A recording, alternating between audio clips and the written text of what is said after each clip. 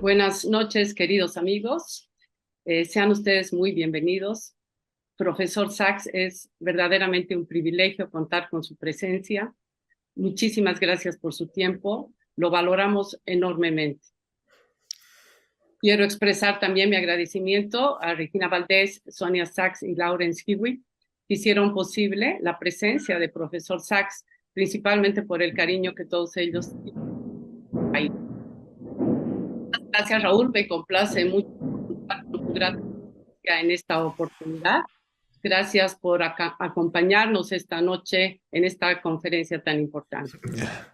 Hace pocos meses se recordaba en Bolivia la fecha que, junto a la famosa frase "Bolivia se nos muere", Víctor Paz Estenssoro promulgó ya hace 38 años el decreto 20060, histórico que cambió el rumbo de la economía del país y en el que el profesor Sachs jugó un papel fundamental. Desde entonces, el profesor Sachs ha sido un punto de referencia para toda una generación que vivió este proceso. Ahora nos toca nuevamente vivir un momento crítico de la economía del país y descubrir nuevos caminos para navegar por una economía sostenible y sustentable. Hoy mismo ha salido la noticia de que el Beni se ha declarado no solo en emergencia, sino en desastre, gracias a los incendios que no se han podido detener. Es una muestra de la situación que estamos viviendo. El profesor Sachs se ha mantenido atento a los avatares de nuestra economía. Este es un motivo más para esperar con gran expectativa su palabra. Ya que con su palabra podemos alcanzar y vislumbrar lo que podría ser un desarrollo sostenible para nuestro país. Y ese es principalmente el objetivo fundamental del Grupo Nueva Economía. Es por ello que ha promovido estos diálogos que nos permitan, como dice el nombre de esta conferencia, modelar nuestro futuro. Bienvenido, profesor Sachs. La conducción de este panel, de esta conferencia, va a estar a cargo de Raúl Peñaranda y permítame presentarlo. Raúl, muchos lo conocemos, es periodista, autor de numerosos libros sobre democracia y política, ha sido director y fundador de varios medios de comunicación, estudió en la Universidad de Harvard, gracias a haber obtenido la beca Nieman. Es el primer boliviano en 40 años en haber ganado el premio Cabot de la Universidad de Columbia. Del ex secretario general de la ONU, Ban Ki-moon, el premio internacional Elizabeth Neufler. Actualmente es director del portal de noticias Brújula Digital y preside la Asociación de Periodistas de la Paz. Raúl, te paso el micrófono y nuevamente muchas gracias por tu presencia. Muchísimas gracias, Carola, por tu cálida, generosa bienvenida. Y también felicidades, Carola, por estos eventos que se inauguran hoy, que son tan importantes. El Grupo Nueva Economía hace un esfuerzo ahora para hablar de una nueva matriz económica, un desarrollo sostenible. En Bolivia no solemos hablar del futuro, de los temas que son importantes, nos consume lo urgente, así que felicidades y gracias por la invitación para poder yo ser el moderador de este evento. Para mí realmente es un honor poder moderar un evento en el que el conferencista es el profesor Sachs. Quiero explicar que el profesor Sachs tendrá 20 minutos para hacer su exposición y luego tendremos entre 20 o 25 minutos de preguntas. Este evento está siendo transmitido por streaming, pero también por la Radio Libre Expresión de la Asociación de Periodistas de La Paz. Permítanme presentar al profesor Sachs, aunque todos los que estamos unidos a este evento lo conocemos. Es uno de los economistas estadounidenses más destacados de nuestro tiempo. Es un académico, analista de políticas públicas y profesor de la Universidad de Columbia. Es conocido por su trabajo en el desarrollo económico y la lucha contra la pobreza. El profesor Sachs en 1985 se involucró en la economía boliviana a través de figuras prominentes de Bolivia como David Blanco, Juan Cariaga y Ronald McLean, quienes conocían al profesor Sachs. Fue invitado a asesorar a las autoridades bolivianas para superar la hiperinflación, la inestabilidad económica, la escasez de alimentos y la grave devaluación de la moneda que afectaban al país. A mediados de 1985, la inflación anualizada estaba en torno al 24.000% y la gente necesitaba bolsas de billetes para satisfacer las necesidades más básicas. El plan de estabilización que supervisó el profesor Sachs se centró en la liberalización de precios, especialmente de la gasolina. Sachs sugirió aplicar disciplina fiscal y monetaria. Pocas semanas tras implementar sus sugerencias, la hiperinflación desapareció, la escasez concluyó y el boliviano, la nueva moneda, se estabilizó. Bolivia comenzó un lento camino hacia el crecimiento económico. Los lineamientos generales de ese marco económico siguen vigentes en la economía boliviana hasta hoy. Profesor Sachs ha escrito varios libros numerosos. Uno de los más importantes quizás es El fin de la pobreza, que precisamente el primer capítulo está dedicado a su experiencia en Bolivia y cómo fue esa reforma económica que tuvimos a mediados de los años 80.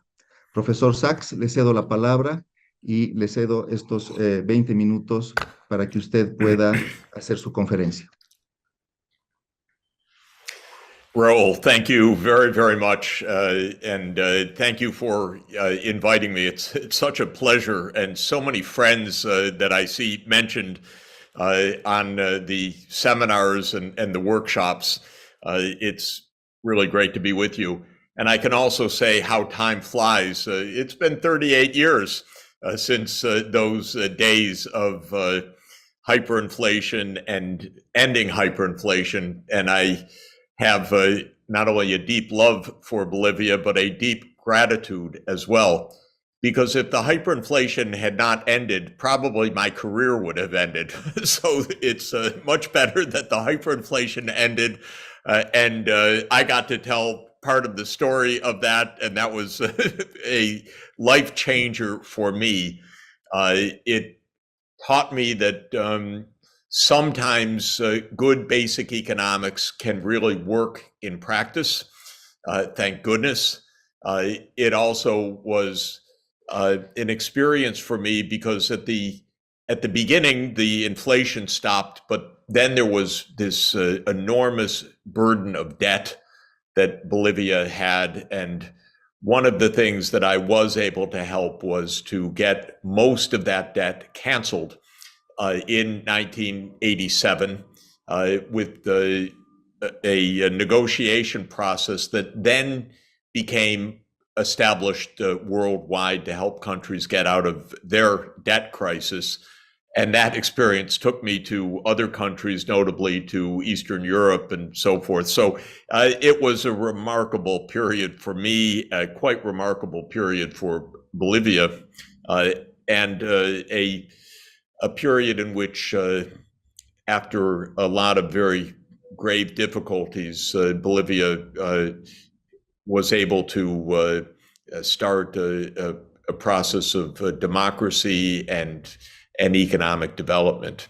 And that brings us to today, because we've really reached a new era where we can't really talk about economic development alone. We always talk about sustainable development, desarrollo sostenible.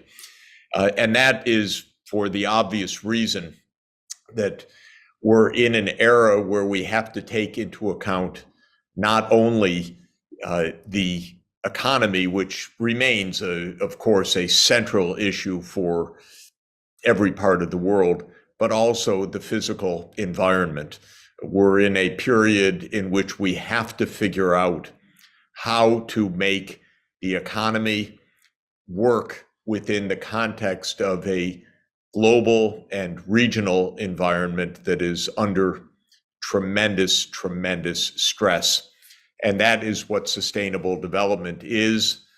In my work with the United Nations, I am an advocate of the so-called Sustainable Development Goals, los Objetivos de Desarrollo Sostenible, the 17 goals that all of the world's nations, all of the 193 UN member states adopted in September 2015 to try to bring together three objectives: economic progress, social justice, which is always very difficult, and environmental sustainability. So it's a very rich agenda.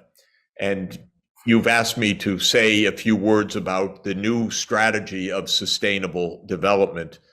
I would put it this way.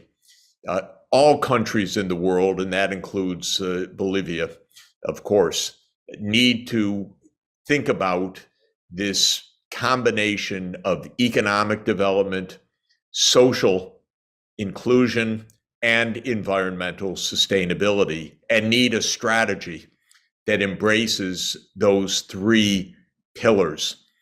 And as I've thought about that over the years, I've summarized the strategy that countries need as transformation in 6 major areas. Now, all economies and all societies, I believe, face these 6 transformation areas, but each one has its unique features, of course. But the 6 areas first are, and I would say most importantly, quality of education. Because everything that Bolivia and any other society needs to accomplish in the 21st century will basically depend on a knowledge economy and skilled work. We've really reached the age where human skills and education and training are absolutely the centerpiece of economic success. And it's surprising if you statistically look at the pattern around the world of income per capita, and you relate that to years of schooling, you explain most of the cross-country variation in income. Countries that have lots of schooling are wealthier. Countries with little schooling remain poor. If you adjust that measure of schooling by the quality of schooling based on test scores, for example, internationally standardized, then you get an even stronger explanation of the cross-country patterns of economic development. If you finally relate that not only to quality years of schooling, but also the investments in society, in advanced knowledge, in research and development, you add another crucial component. So when you look at Bolivia's situation, Bolivia has made very significant advances in education. And in the data that I am looking at, the average number of years of schooling in the population is 10 to 11 years, which is not bad on an international comparative basis, but it's not the level of schooling that is characteristic in high-income countries. It means that Bolivia naturally has major investments to make in quality of education and in more education, more university going, and also in research and development, where spending is very, very low as a proportion of the national income, just 0.2%. And that needs to be increased because the successful economies that have reached Bolivia's level of income to go to the next stage really is a technology advance, and research and development is crucial for that. The second dimension of investment is definitely healthcare. And again, in Bolivia, there have been important advances in health, but there really needs to be further advances in the healthcare system. But I won't dwell on that given the short period of time for my remarks. The third area is very relevant for Bolivia, and that is that all countries are in the midst of a necessary energy transformation. And that is because of the climate crisis. I think it's quite apparent from the disaster that we're facing in this El Nino year, which will be the hottest year on record and arguably the hottest year of the last 10,000 years of the Earth's history. We are in need of a rapid transformation from the fossil fuel age, which was the industrial age, to the renewable energy age. And that means shifting from coal, oil, and gas to wind, solar, hydro, geothermal, and other zero carbon energy sources. And it means, of course, shifting from the internal combustion engine to electric vehicles and other parts of this decarbonization transformation. And that is relevant because Bolivia is one of the world's suppliers of critical minerals for that transformation. And lithium is one of your themes, and that is going to be one of the crucial mineral inputs, of course, to the zero carbon economy in the future, and therefore a major part of the future of Bolivia's economy as well. The fourth transformation is sustainable bioeconomy, and that's another theme of your Nuevo Economia, rightly so. And Bolivia has every kind of biome, I know, from the high Sierras to the Selva to the Amazon basin. And there is a tremendous need for sustainable agriculture, sustainable forestry, ending the deforestation in the Amazon basin, and protection of other biodiversity, of which Bolivia is extremely rich and well endowed. So there's a lot of transformation of land use that is core to the Sustainable Development Agenda. The fifth transformation is the urban transformation, because all societies in the 21st century will be overwhelmingly urban. And of course, Bolivia is an overwhelmingly urban society, and the infrastructure for city life with a high quality of urban infrastructure, something that Bolivia has been innovating in recent decades, but this is the fifth area that I would emphasize. And the sixth area is the digital transformation, because clearly our most powerful set of technologies and new tools are the digital technologies. And the digital revolution is absolutely pervasive. I don't even need to dwell on this point, because artificial intelligence and robotics is already transforming every sector of the real economy. And we're at a cusp of tremendous further advances in the digital revolution, such as the large language models that have come on the scene in the last year, and many, many other breakthroughs. Of course, the 5G, and soon we'll be at 6G for data transmission, and embodying this digital technology deeply into the national economy and into governance and finance, healthcare, education, and other service delivery is a basic part of the transformation that every society that I know is going through right now. Now, if you think about these 6 transformations, education, health, energy transformation, land use, urban infrastructure, and digital, I think the first point that comes to my mind is that we're talking about public as well as private investments, and we're talking about a time horizon of really a generation to make the deep changes ahead.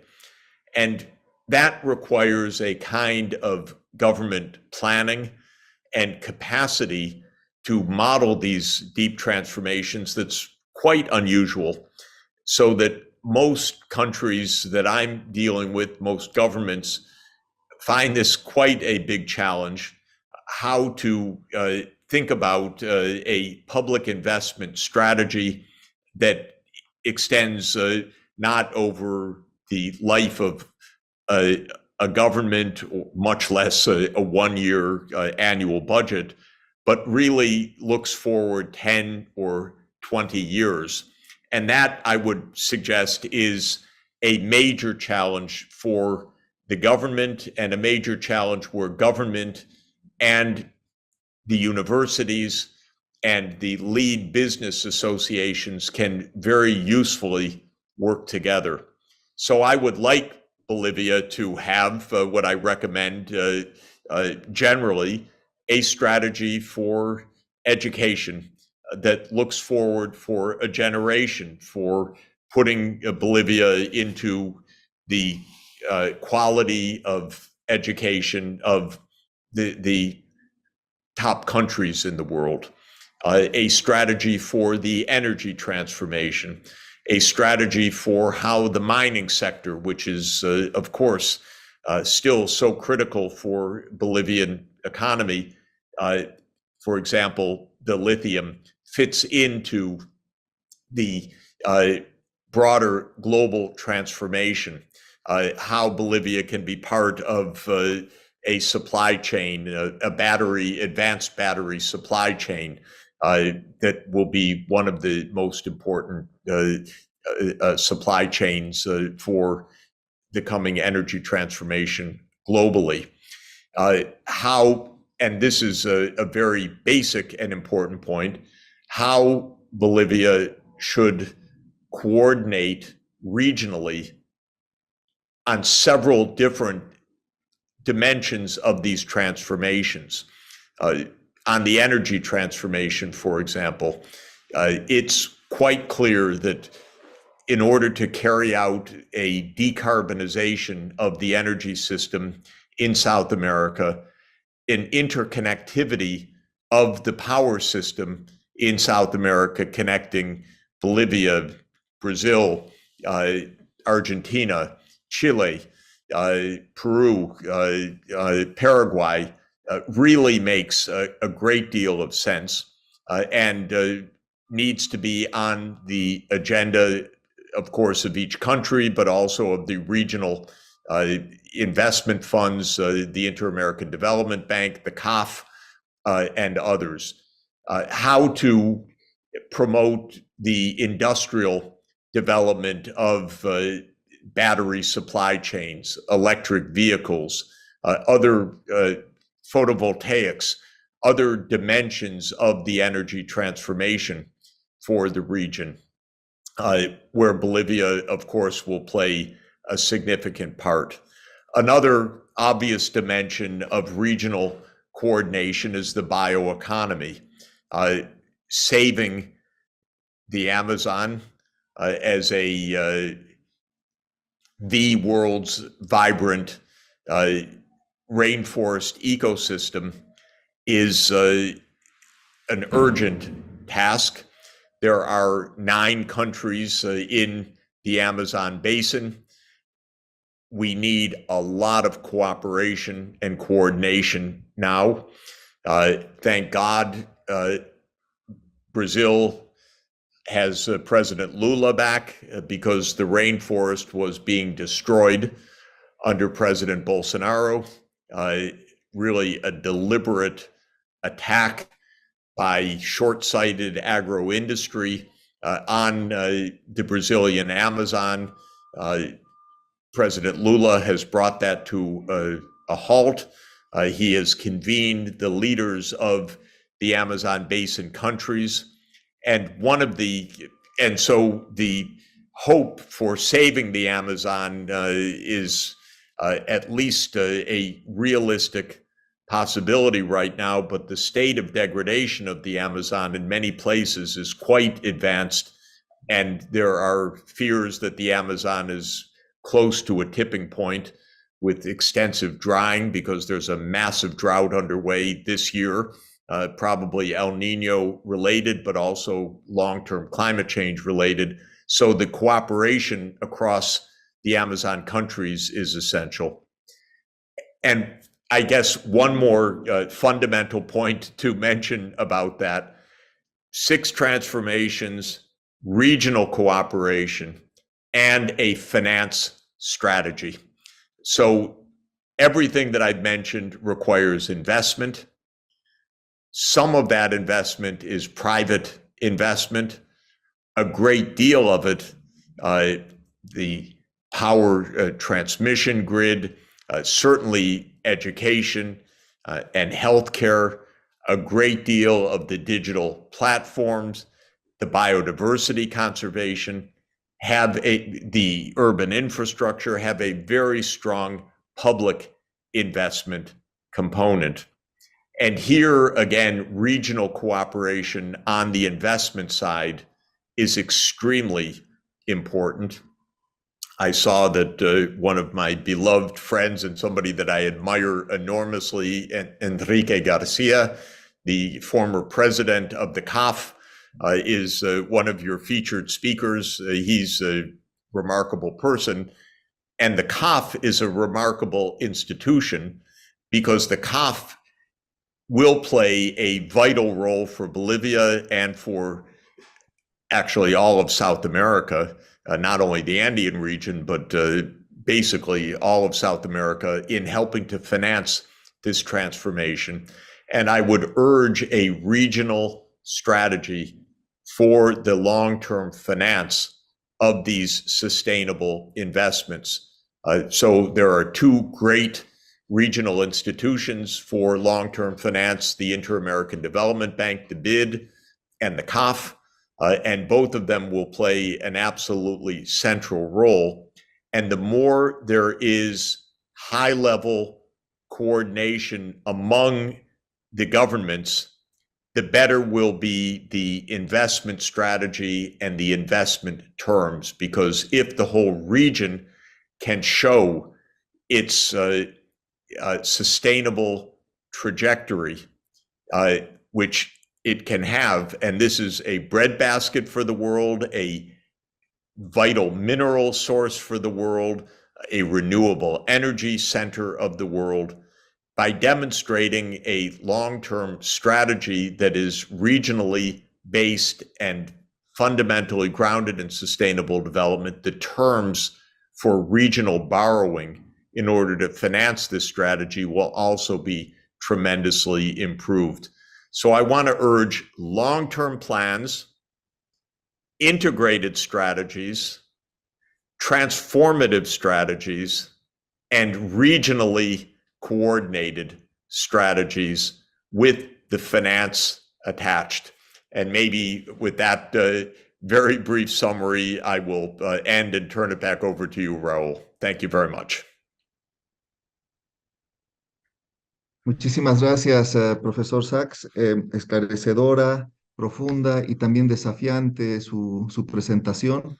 Tengo ahora el gusto de hacer algunas preguntas y también, aunque el profesor Sachs no se acuerda, yo tuve la oportunidad de entrevistarlo en dos veces en los años 90, cuando yo iniciaba mi carrera aquí en La Paz.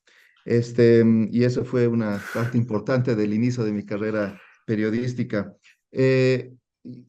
Estamos recibiendo preguntas del público y hay varias ya, pero aprovechando del poder que tengo de ser moderador, voy a hacer la primera pregunta.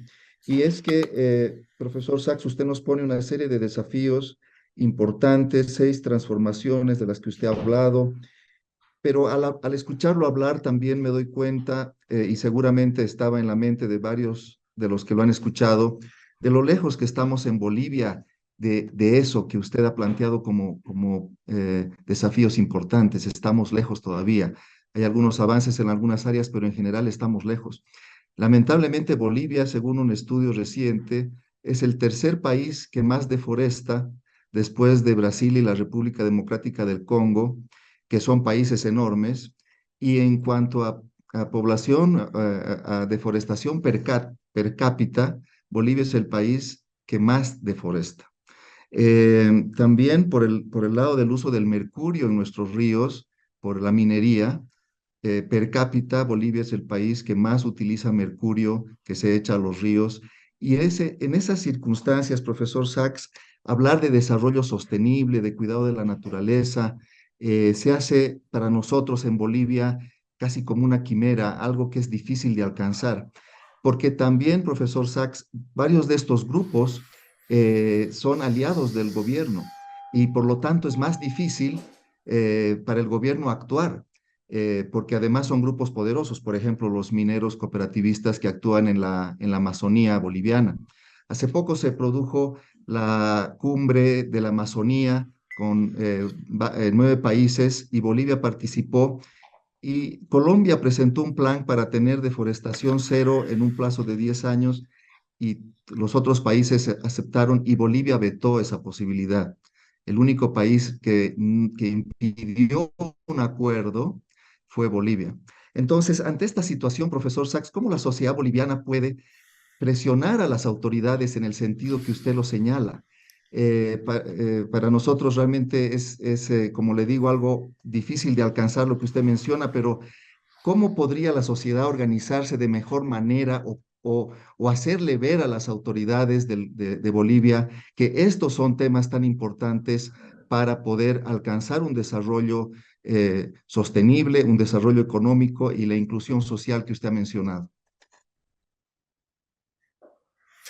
Yeah, this is not easy. And as a world, we're way behind where we need to be in all dimensions that I discussed. So I don't want to give any glib or naive answer to the question. And in the United States, we haven't done most of these things. With all the riches of the United States, the government is also quite corrupt. Quite difficult to move. The fossil fuel industry remains very powerful, and one watches the money change hands from the companies to the campaigns of the congressmen, and you watch the votes change hands depending on the campaign contributors. And so the answer is we don't get a lot of the transformation we need. My own view is that there are two key things that we need to do. The first is to understand more clearly what we should do. And so that's why I emphasize the planning part, because a lot of the missteps come from governments that have really not been able to even understand what is at stake or what are the alternatives. It may seem there are no alternatives. It's often said, we're poor. What can we do? We have to do it the way we're doing it. We need development. We can't go the other way. And that kind of analysis is almost always wrong. And so Bolivia has lots of opportunities to do things in the right way, but they're not necessarily well understood. So the first part for me is a proper understanding of what a sustainable development trajectory could mean. And I try to press that from the academic side, so I always call on universities to help put that forward or to be the conveners. Government can be a convener. Some places have very good planning ministries. By the way, China's great success over the last 40 years was due in no small part to an outstanding planning ministry, the National Development and Reform Commission, the NDRC. And so I would recommend that anyway, even on the kind of most narrow economic considerations. The second thing that makes a difference is finance. So governments go where finance is, and if there is finance available to protect the rainforest rather than to rip it down, there can be protection. And one of the things that I'm working on quite intensively, and I think is very relevant for Bolivia, is a tropical rainforest fund globally to provide long-term finance, both grants and low-interest loans, to help protect the rainforest. And such a fund was created for the Amazon, for Brazil, by Norway and Germany about 10 years ago. It worked for a bit during Lula's first term. Then when Bolsonaro came in, it stopped. Now with Lula back, it's starting again. But more generally, what the Brazilian government is trying to do is to make an Amazon-wide fund so that this would be for Bolivia as well as Brazil and the other Amazon countries. So I think it's possible to create incentives to do the right thing. And governments that see, well, there really is an alternative. We could really get good long-term loans that work in the right direction, I think can make actually a very important difference. And let me mention one point for Bolivia that I think is quite important. Brazil, as of December 1, will become president of the G20. This is quite important because in a typical G20, the regional governments play an unusually large role. So I would like the Bolivian government to call up Lula and say, hey, you know, you've got the G20, we're here, we want to be part of this process. And the G20 should be the mechanism for putting together some of this new funding. So I hope that the Brazilians, which I know they're going to be hard at work on this, get the CAF, get the bid, get the governments of the region together and use this G20 to come up with some new creative approaches. And by the way, it's likely that the climate conference in 2025 will also be hosted by Brazil, the COP30. And right now, it's planned to be hosted in Belém. So a kind of Amazon climate conference. This year is in Dubai, and in 2 years in Belém. So there are ways to think creatively and to mobilize some new resources for this. I would also think that Bolivia should obviously be thinking very strategically about the mining and the lithium sector and how to position Bolivia as a leader in the decarbonization agenda. And that means, by the way, that the mining sector itself has to clean up its act environmentally as part of that challenge. But I think that this is another obvious opportunity for Bolivia to get this right. Excelente, gracias por su respuesta. Y precisamente tengo varias preguntas aquí, profesor Sachs, de las que ha estado enviando la gente. Son varias preguntas y hay varias sobre el litio. Una de ellas señala, durante alrededor de 10 años, Bolivia gastó o invirtió, diría yo, $1.000 millones para explotar el litio durante el gobierno anterior, pero no se pudo producir nada y no nos hemos convertido en un actor productor de litio, pese a esos $1.000 millones para una economía tan pequeña como la nuestra, una gran cantidad. Ahora se abren otras oportunidades. Bolivia todavía tiene, obviamente, una carta fuerte en el contexto internacional al respecto, pero ¿cómo hacer para no repetir los errores del pasado? La pregunta es, ¿cómo podría el litio convertirse en un mecanismo para lograr el desarrollo boliviano?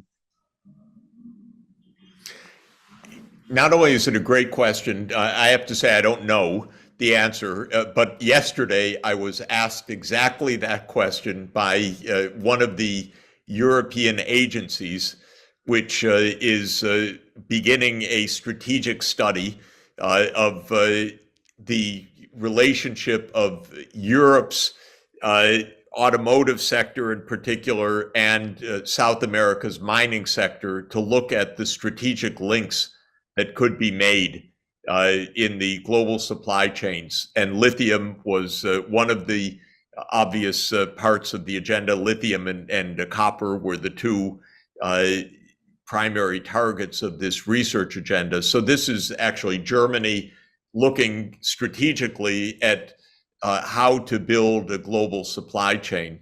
And it's interesting because right now, the overwhelming proportion of the mineral supply chain for renewables is basically Chinese investment. And I have absolutely nothing against China. They're very clever and very good and very active. But the Europeans are saying we need our own supply chains. We want security for European industry and so forth. And so they're looking for new investments. And this was the reason for this study, which is was a call for an academic study of this question. So I hope in 6 months I have a better answer for you. But except to say that it's interesting that clearly the European major industry is asking the same question. That's good for Bolivia that they're asking this question because it means that there's potential serious investment interest and potentially a good way to get this done. So that's all I know today, but I'm going to know more in 6 months. So I hope that I'm invited back and I can give you a better answer then. Excelente. Y espero ser yo también el moderador dentro de 6 meses. Ojalá que Carola, si está escuchando, que me invite y que lo invite al profesor Sachs. Otra de las preguntas tiene que ver con el tema de la transformación energética. Y la pregunta es, ¿cómo puede hacer un país como Bolivia, que depende de materias primas y es una economía primaria, cambiar su transformación energética? Bolivia ha dependido del gas por muchos años. Ahora el gas, reservas están muy bajas, pero la pregunta es cómo hacer un cambio cuando dependemos tan directamente de una fuente o de pocas fuentes. Podríamos poner el gas, que se está agotando, pero también de la minería. Y había otra pregunta que tiene que ver también, que es cómo diversificamos nuestra economía para dejar de ser una economía básicamente monoproductora en Bolivia. Well, first, let me just start on the energy transformation itself. We are worldwide moving to a low carbon energy system. And that means first that the power sector itself will be the first to decarbonize. So electricity will overwhelmingly be produced by wind, solar, hydro, geothermal, and in some places nuclear. But we're moving that way, even though it's too slow for climate safety, it is inevitable to move in that direction. Second, the prices, or the costs, I should say, of these zero carbon energy systems have declined remarkably in the last 10 years. So solar in a good sunny place, of which Bolivia has a number, is now at parity with a gas-fired power generation system. So what every country needs to do is work out its energy matrix and also its energy market system and its interconnections with the neighboring countries. You know, Chile has made huge investments in solar in the Atacama, and Bolivia shares the Atacama with Chile. Bolivia has a lot of wonderful sunshine in the Altiplano that can also be very large solar fields. I've not studied this issue for Bolivia per se, but my very strong recommendation, which I really urge everywhere, is a full zero carbon energy pathway. And I can certainly also help make recommendations of the best groups to do that kind of analytics. The answer is Bolivia has lots of renewable energy resources, wind, solar, hydro, but they need to be examined for their cost competitiveness and their interconnectivity with the neighboring countries. I've not done that work, but that's what needs to be done to answer the question. Excelente, muchas gracias. Profesor Sachs, tenemos algunas preguntas sobre el tema de el uso de la moneda local y la devaluación es una pregunta ya distinta a la que hemos estado hablando, el uso de la devaluación de la moneda para conseguir competitividad en un mercado externo. Y tenemos a una persona que nos escribe que está mirando desde Argentina y que tiene otra pregunta y tiene relación y dice, ¿qué opina usted de la dolarización de una economía? Si esa dolarización puede ayudar a la estabilidad, y la uno con la otra que le decía que es más bien lo contrario, cómo usar la devaluación para hacer más eficiente las exportaciones de un país. Oh, so this is a lot of specific questions.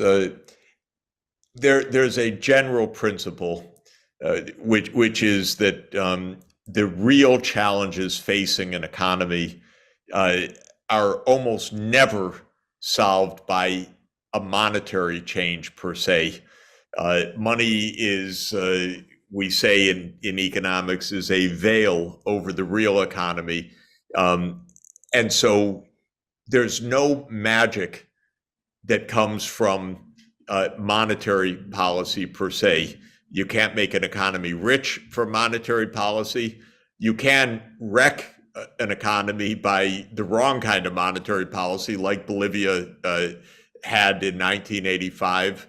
And Argentina is a country that has been more creative in wrecking money than any other country in world history. Argentina definitely is the world leader in creativity of how to wreck a national currency. So, by the way, the Argentines are the most creative macroeconomists, monetary economists in the whole world, because they've tried everything, done everything, stood on the head. They've dollarized, they've de-dollarized, they've changed currencies, they've knocked off zeros, they've done everything. Of course, nothing has really worked, partly because the underlying strategies have never been consistent enough, and so much instability of policy. Anyway, I'm not a fan of dollarization, I have to say. So if you can avoid it, I wouldn't do it. In 1985, Bolivia's hyperinflation ended not with dollarization. It ended just with a sound macroeconomic strategy, but without actually even a change of the currency, other than some zeros eventually. But so I would not go to dollarization, first of all. I didn't recommend it for Ecuador, also when my friends were in government, but it was pushed on them. It becomes too much of a straitjacket. Now, there is talk, by the way, of a regional currency that might not be the worst thing in the world. I've always been a little bit skeptical of it, but since everybody is having trouble finding a stable national solution, if Brazil, Argentina, Bolivia, and maybe a couple of others entertained a regional currency and a regional central bank, that's imaginable to me as well. I do think that the underlying economic logic of our time is closer integration with the neighboring countries, as I've been emphasizing. So I do think that the real economy of Bolivia will become more tightly linked with Argentina, with Brazil, with Chile, and that ancient enmities and so forth need to be overcome for modern cooperation, and that is part of a sound economic strategy. And a regional currency in that context of closer cooperation among countries and a shared strategy for sustainable development could make sense. And I know President Lula is extremely interested in that. And the BRICS countries, which Argentina just joined together with Brazil, are looking at currency options, new strategies. So this may make sense. It probably would make sense for Argentina to take some of the discretion out of the Argentine central bank and put it into a regional context, because Argentina's never figured out how to manage a national currency in a stable way over a long period. So that may be part of Argentina's solution as well.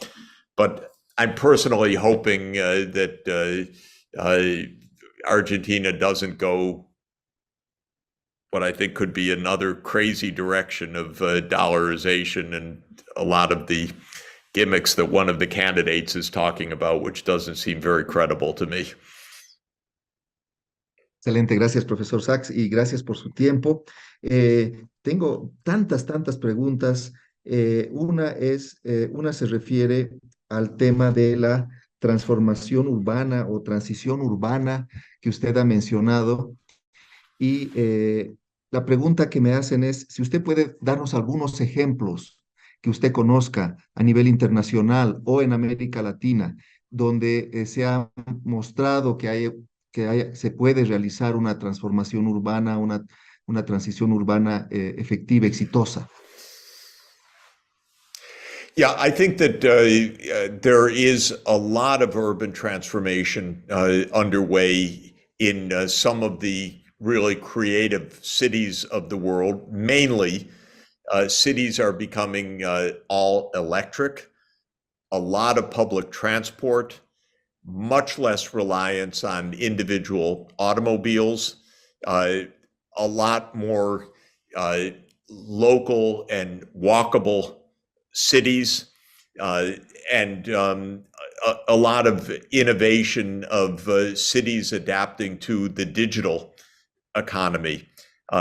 Some of the really creative changes are in the Northern European cities, in Copenhagen, in Stockholm, in Oslo. Of course, those are quite rich places, but they're really greening the cities, making the cities walkable, tremendous emphasis on public transport of various sorts, a de-emphasis on the automobile city, which really was the 20th century model.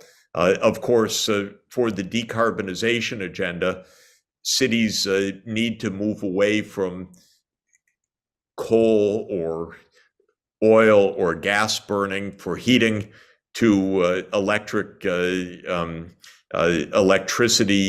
heating and cooling. Of course, cities need to move away from the internal combustion engine in general to electric infrastructure for transport. But I would say that, and I should add one thing. One of the main challenges that cities face, of course, is the financing challenge, because generally their tax base is rather narrow and the taxes are collected at the national level. So I am running a project with a number of cities around the world, a commission to look at how the cities can finance the urban transformation. And this is co-chaired by the mayor of Rio de Janeiro, Eduardo País, and the mayor of Paris, Anne Hidalgo. And if the any of the cities of Bolivia that might be listening or be contacted, La Paz or Cochabamba or Santa Cruz or others would like to be part of this commission work, they should reach out to me, because it's really looking at the practical question. Okay, who's going to pay for this? How do we get this financed? And it looks like the CAF is thinking about a very innovative new window for urban finance.